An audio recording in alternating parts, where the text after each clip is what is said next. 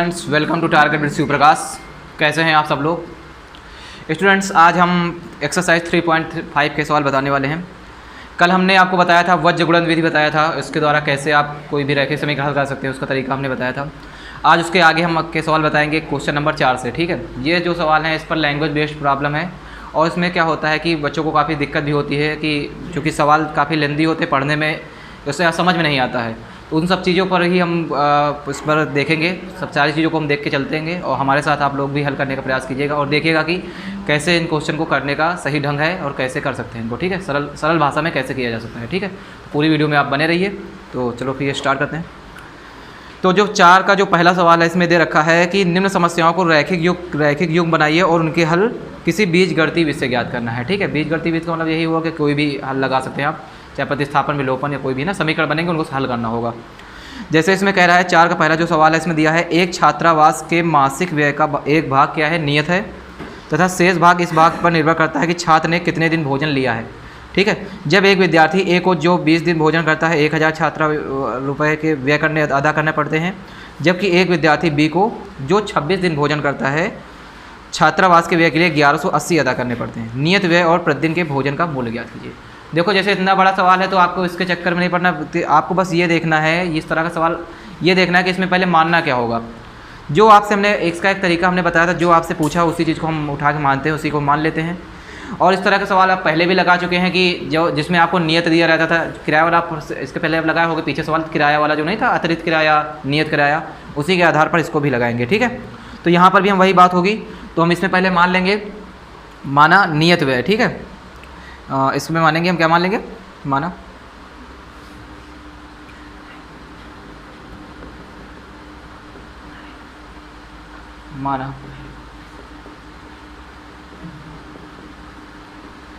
छात्रावास का नियत व्यय, जो नियत है उसको हम क्या मान लेते हैं, x मान लेते हैं। ठीक है, नियत व्यय हमने क्या मान लिया, x मान लिया। और जो अतिरिक्त है ना, अतिरिक्त जो प्रतिदिन का भोजन का मूल्य है, ठीक है, उसको हम लोग क्या मान लेते हैं,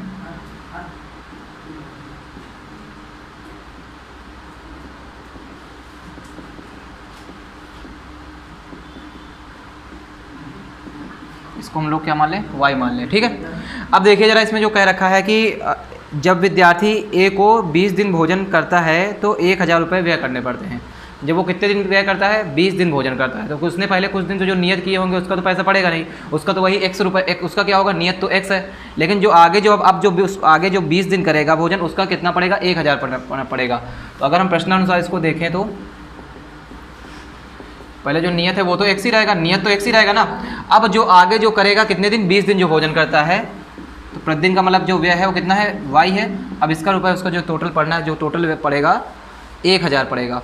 बात समझ रहे हो ना, मतलब इसका तो पढ़ना ही नहीं है, 1000 ये मिला के होगा। ठीक है, 1000 रुपये उसको देना होगा।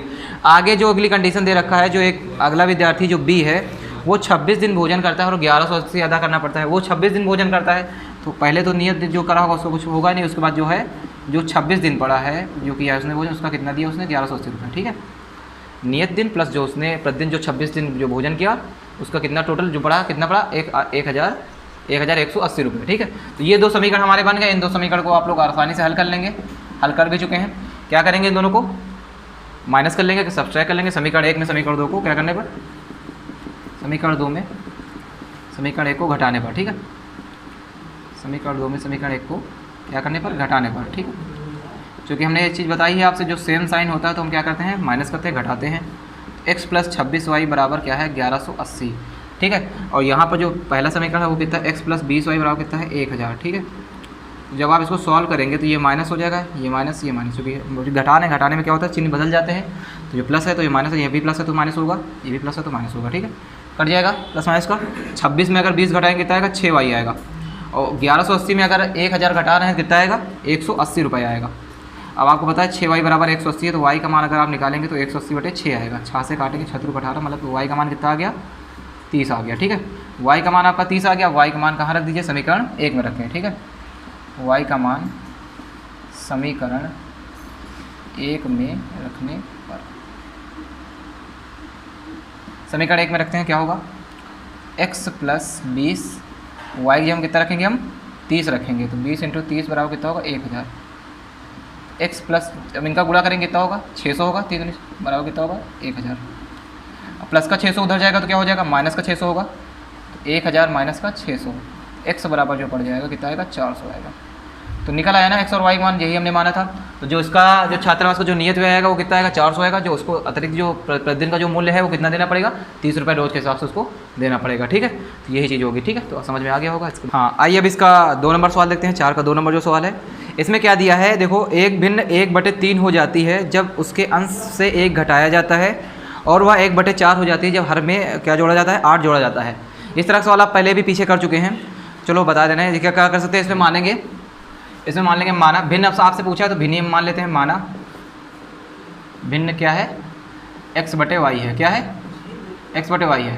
अब अंश और हर तो पता ही होगा, जो ऊपर वाला होता है ये अंश होता है, जो नीचे वाला होता है ये क्या होता है हर होता है। अब जो आपसे इसमें कहा है कि प्रश्नानुसार जो आपसे कह रखा है कि उसके अंश में 1 घटाया जाता है, जब भिन्न 1/3 हो जाती है जब उसके अंश में 1 घटाया जाता है, जब अंश में 1 घटाते हैं तो 1/3 हो जाती है। प्रश्नानुसार जो बात कह रखा है आपसे, प्रश्नानुसार, ठीक है। जब क्या किया जाता है अंश में 1 घटाया जाता है, किस में घटाया जा रहा है केवल अंश में घटाया जा रहा है, जबकि हर में कुछ नहीं किया जा रहा, केवल अंश में 1 घटाया जा रहा है, हर ऐसे ही रहेगा।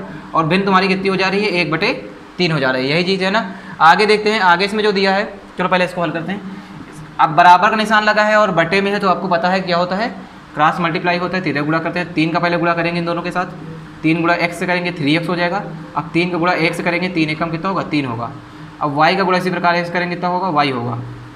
प्लस का y इधर ले आओ क्या हो जाएगा, ये माइनस का y हो जाएगा। और माइनस का 3 अगर उधर भेज दें तो क्या हो जाएगा, ये प्लस का 3 हो जाएगा। इसको इक्वेशन क्या मान लेंगे, सॉरी समीकरण क्या मानेंगे 1 मानेंगे, ठीक है।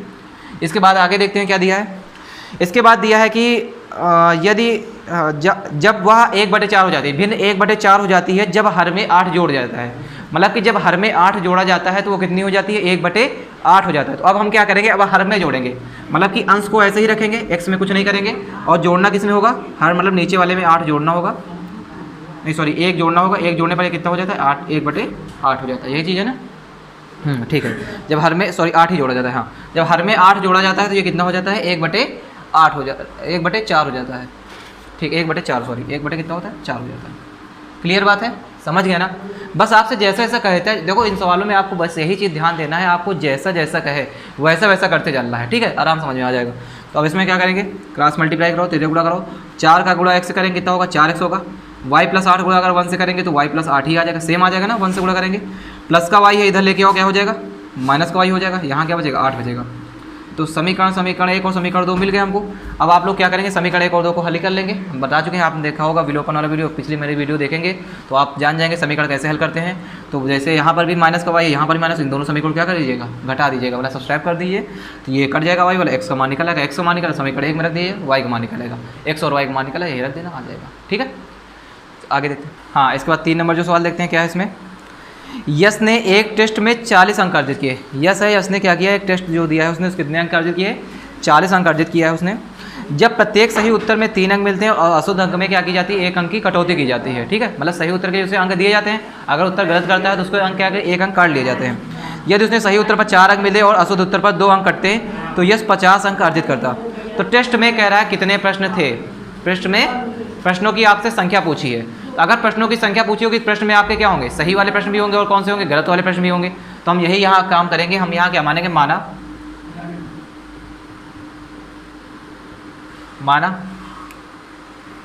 यश द्वारा सही किए गए प्रश्नों की संख्या बराबर क्या मान लो, यश द्वारा सही किए गए प्रश्नों की संख्या क्या मानेंगे, x मानेंगे,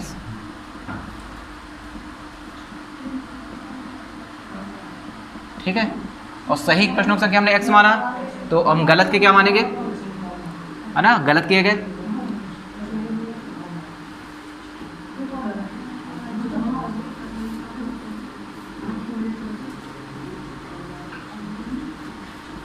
ठीक है, गलत किए गए प्रश्नों की संख्या क्या मान लीजिए y मान लीजिए, ठीक है। अब उसने, अब इसमें जो अब जहाँ लिखेंगे हम प्रश्नानुसार लिखेंगे, क्या लिखेंगे प्रश्नानुसार।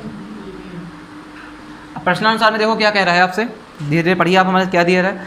इस यश ने एक टेस्ट में 40 अंक अर्जित किए। 40 अंक उसे कब मिलते हैं, 40 अंक जब मिलते हैं जब प्रत्येक सही उत्तर पर उसे 3 अंक मिले, प्रत्येक सही उत्तर पर क्या मिले 3 अंक मिले। और सही उत्तर आपका क्या है ना,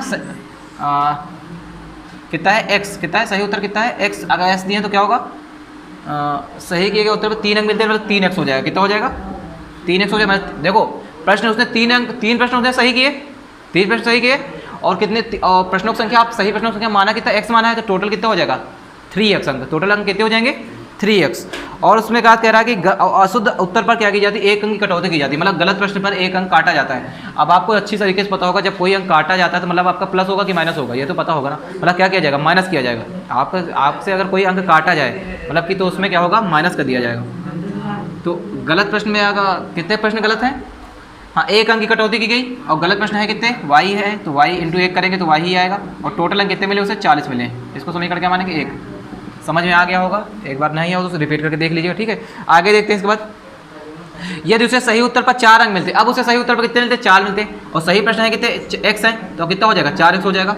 और उसके बाद कह रहा है कि गलत उत्तर पर कितने मिलते हैं और अशुद्ध उत्तर पर 2 अंक कटते। अब अशुद्ध पर कितने कटते 2, अशुद्ध है कितने y है और 2 कटते तो कितना हो जाएगा 2y हो जाएगा।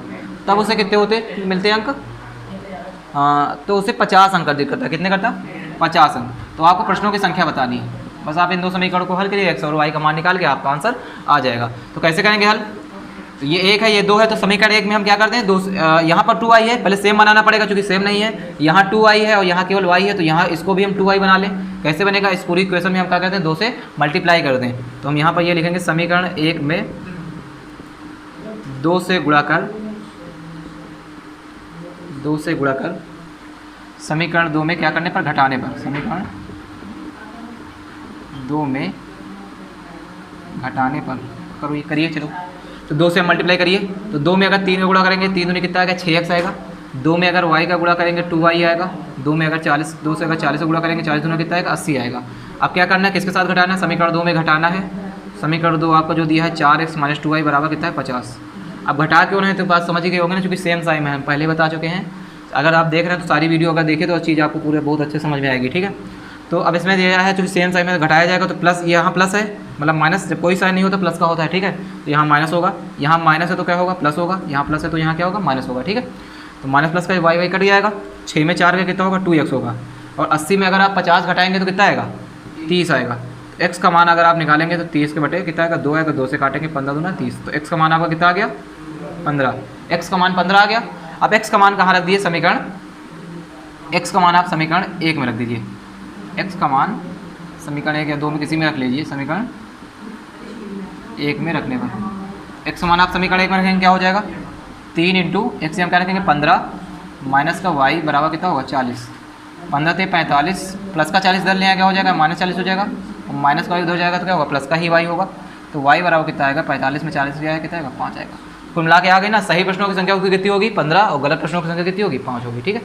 तो आ गया होगा समझ में, अगर नहीं आया तो एक बार फिर से रिपीट करके देख लीजिए, आ जाएगा, ठीक है। हाँ आइए इसका 4 देखते हैं।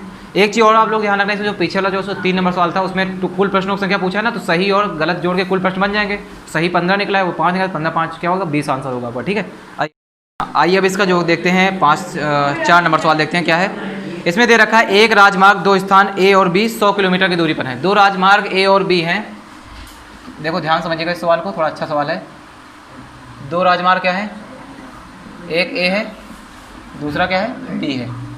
इन दोनों की जो बीच दूरी वो कितनी है 100 किलोमीटर। कितनी है, इन दोनों की बीच दूरी कितनी है 100 किलोमीटर, ठीक है। अब यहाँ पर ये कह रहा है कि एक कार A से दूसरी कार B से चलना प्रारंभ करती है। यदि ये कारें भिन्न भिन्न चालों से एक ही दिशा में चलती हैं तो 5 घंटे पश्चात पहुँचती हैं, मतलब एक ही दिशा में चलती हैं तो 5 घंटे मिलती हैं, और विपरीत दिशा में चलती हैं तो 1 घंटे मिलती हैं। तो आप लोग यहाँ एक बात ये समझिएगा, और आपसे जो यहाँ पूछा, रुको पहले ये पढ़ देते हैं। पूछा आपसे क्या है, दोनों कारों की चाल बताना है। क्या बताना है, दोनों कारों की चाल बताना है। तो हमको पहले यहाँ पर जो पूछा है वही मानना होगा। तो हम यहाँ पर क्या मानेंगे, माना पहली कार की चाल क्या मान ले, x मान ले। माना पहली कार की चाल क्या मान ले, x किलोमीटर प्रति घंटा। और दूसरी कार की चाल क्या मान ले, दूसरी कार की चाल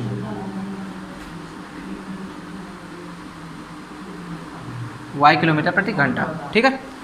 अब यहाँ पर अलग अलग समय निकालिए। जब कह रहा है एक ही दिशा में चलती हैं, ये याद रखना, जब एक ही दिशा में हो तो हमेशा चाल क्या होगी, ये चीज़ चाहे आप लिख भी लीजिए, जब भी कभी एक ही दिशा में हो इम्पॉर्टेंट चीज़ है, जब एक ही दिशा में चलें तब चाल क्या होती है आपकी ऐड हो जाती है। चलो हम इसी में लिख देना, चलो हम इसी में लिख दे रहे हैं, है ना। जब दोनों कारें एक ही दिशा में चलती हैं, एक ही दिशा में चलती हैं, तब उनकी चाल क्या होगी,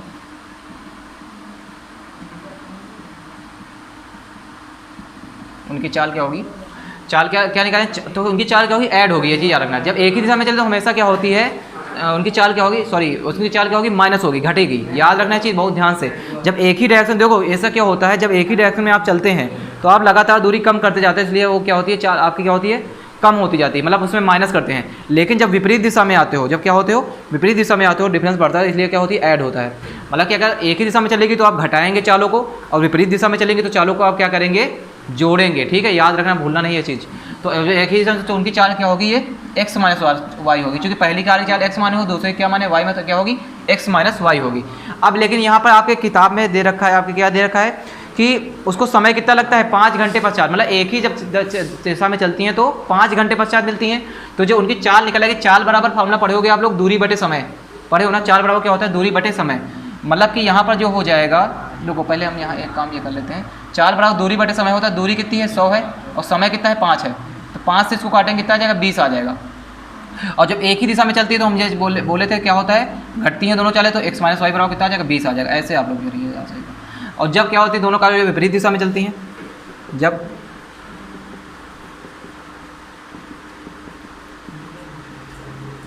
कारें विपरीत दिशा में चलती हैं तब उनकी चाल, जब विपरीत दिशा में चलेंगी तब क्या होगी उनकी चाल, चूँकि दूरी तो 100 ही है अभी भी, चूँकि बीच की दूरी तो 100 ही है ना। उसको समय कितना लगता है, 1 घंटा में लगता है। कितना लगता है, 1 घंटा। तो मतलब किससे भाग करेंगे, क्योंकि चाल बराबर होता है दूरी बटे समय। चाल बराबर क्या होता है, दूरी बटे समय, और दूरी आपकी कितनी है, 100 है, और समय कितना है, 1 है इस बार। तो 100 में अब जब विपरीत चलती है तो हमने क्या कहा था, चालें हम क्या कर देते हैं, ऐड कर देते हैं, जोड़ देते हैं। यह चीज़ याद रखना, बहुत कायदे से याद रखना, तो आपसे कभी गलती नहीं हो। जब भी कभी एक ही दिशा में चले तो उनकी चालें घटती हैं, विपरीत दिशा में चले तो चालें क्या होती हैं, जुड़ती हैं। तो x प्लस वाई बराबर जो आपका आ जाएगा, कितना आ जाएगा, 100 आ जाएगा। ठीक है, अब इन दो समीकरण को सरल करना बहुत आसान है, आप कर लेंगे। इन दोनों समीकरण को आप जोड़ लीजिएगा तो y कट जाएगा, x का मान निकल आएगा। x का मान निकल आए तो उधर दीजिएगा समीकरण एक में, y का मान निकल आएगा। ठीक है, इस प्रकार आपका x y निकल आएगा। ठीक है, तो समझ में आ गया होगा। ठीक है, हाँ आइए अब इसका 5 नंबर देखते हैं क्या है। इसमें दिया है एक आयत का क्षेत्रफल जो है 9 वर्ग इकाई कम हो जाता है। एक आयत का जो क्षेत्रफल है 9 वर्ग इकाई कम हो जाता है यदि उसकी लंबाई 5 इकाई कम कर दी जाती है। लंबाई क्या कर दी जाए, 5 इकाई कम कर दी जाए, और चौड़ाई 3 इकाई बढ़ा दी जाती है। यदि हम लंबाई को 3 इकाई और चौड़ाई को 2 इकाई बढ़ा दें तो क्षेत्रफल कितना हो जाता है, 67 वर्ग इकाई बढ़ जाता है। तो आयत की विमाएँ ज्ञात कीजिए। ये भी अच्छा सवाल है, इसको देखिए। आयत की विमाएँ निकालना है। आयत की विमाएँ मतलब हुआ कि आयत की लंबाई और चौड़ाई निकालनी है। तो हम यहाँ मानेंगे वही चीज़। तो माना आयत की लंबाई हम क्या मान लें, x मान लें। माना आयत की लंबाई, आयत की लंबाई हम लोग क्या मान लें, x मान लें। क्या मान लें, x। और आयत की चौड़ाई क्या मान लें, चौड़ाई हमने मान लिया y। ठीक है, लंबाई x मान लिया, चौड़ाई क्या मान लिया, y मान लिया।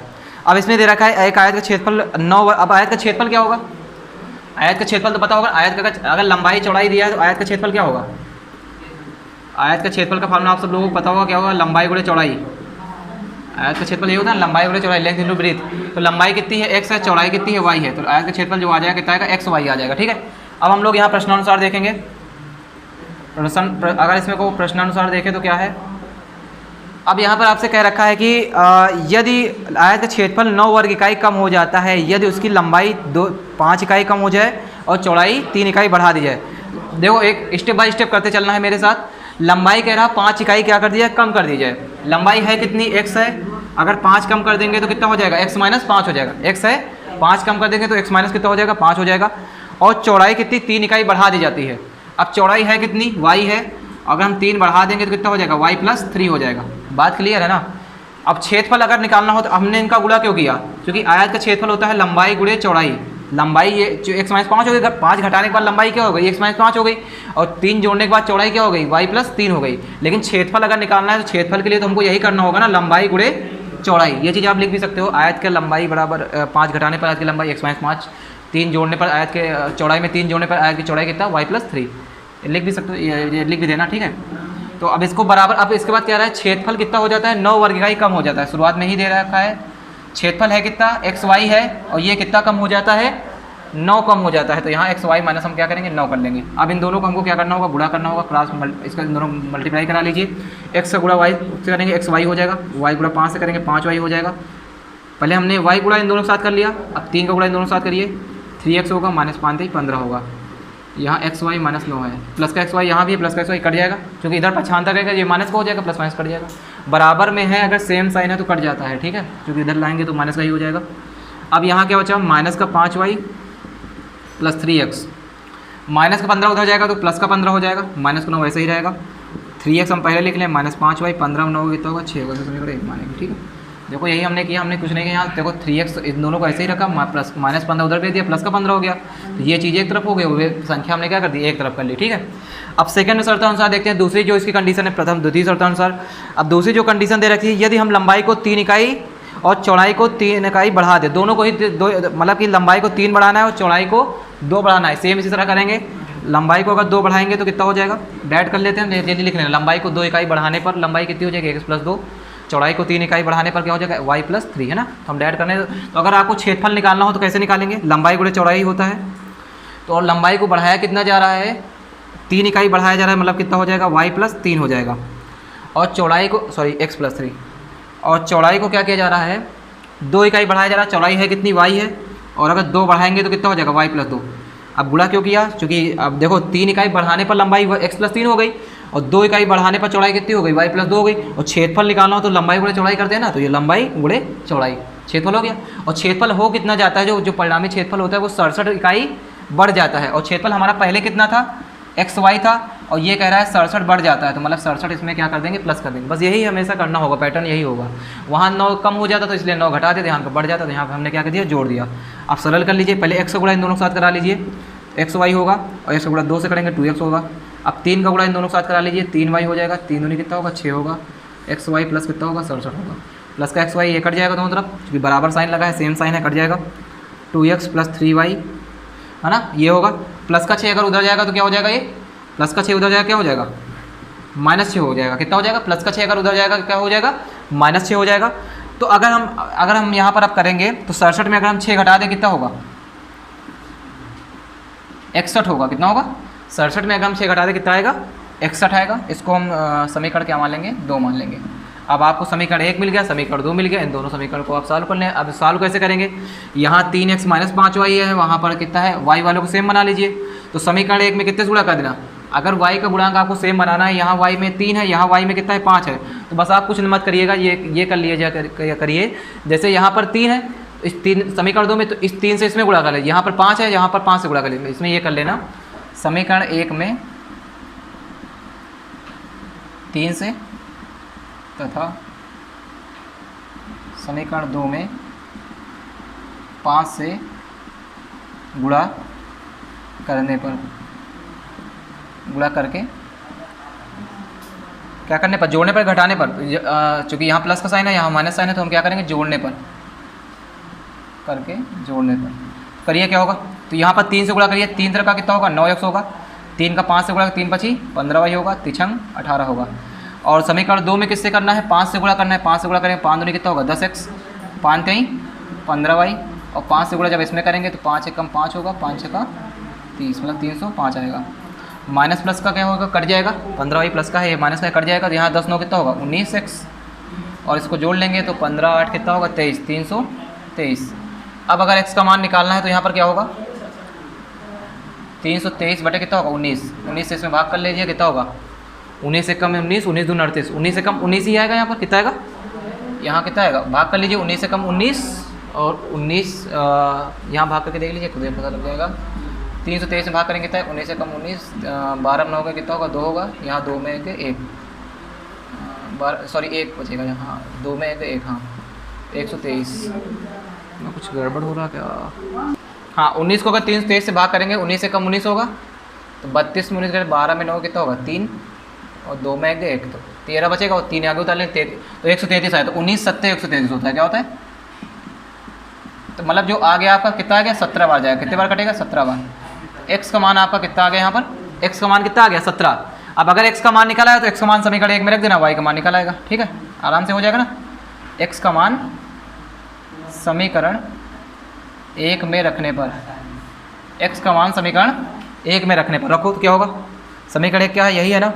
तो 3 इंटू एक्स से हम क्या रखेंगे 17 प्लस माइनस का कितना है 5y बराबर कितना है 6। 17 थे 51 माइनस 5y बराबर कितना होगा 6। अब अगर इसको सॉल्व करेंगे प्लस का 6 इधर ले आए तो क्या होगा? ये माइनस का 6 हो जाएगा, माइनस 5y उधर जाएगा, प्लस का 5y हो जाएगा। 51 में 6 जाएगा कितना आएगा? 45 आएगा बराबर 5y। 5 एकम 5 5 45, तो y का मान जो आ जाएगा कितना आएगा? 9 आ जाएगा। मतलब लंबाई कितनी आ जाएगी 17 और चौड़ाई कितनी आ जाएगी? लंबाई 17 आएगी, चौड़ाई कितनी आ जाएगी? 9 आ जाएगी। ठीक है, यही आपका क्या होगा? आंसर होगा। ठीक है, तो इस को एक बार फिर से रिपीट करके देखिए। अच्छा सवाल था, रिपीट करके समझ में आ जाएगा। कुल मिला के देखो कॉन्सेप्ट वही है, क्योंकि आयत है, आयत में लंबाई गुणे चौड़ाई ही होगा। 3 बढ़ा दिया गया तब लंबाई ये हो गई, चौड़ाई हो गई, तो उसके हिसाब से क्षेत्रफल तो लंबाई गुणे चौड़ाई ही होगा ना।